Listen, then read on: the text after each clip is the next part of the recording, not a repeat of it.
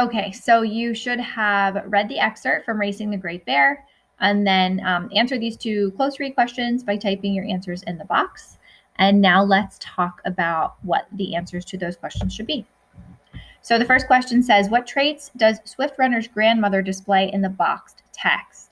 Draw a conclusion about the attitude the Iroquois people have toward their elders. So we're looking at this piece of text evidence where the dialogue from Swift Runner's grandmother to Swift Runner, she says, grandson, she said, you are now the man I knew you would grow up to be.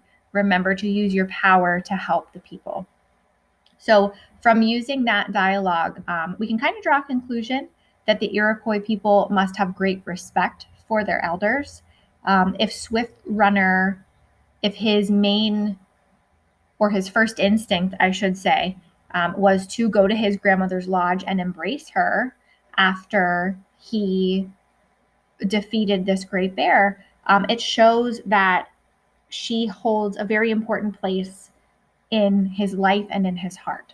So by looking at the relationship between Swift Runner and his grandmother, we can see that the Iroquois people must have greatly respected their elders, and also have kind of come to them for guidance and advice.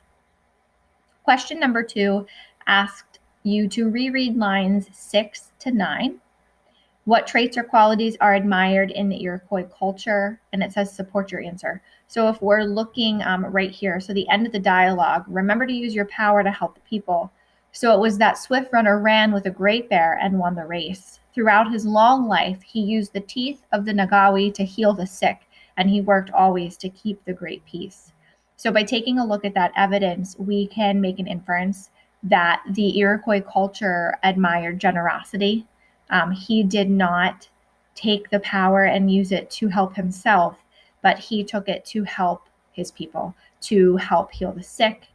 And he worked always to keep the great peace. So again, we can see that the Iroquois culture really holds dear to them generosity and the idea of helping one another. So that was some practice with the legend. The next and final one, we'll be practicing with a myth.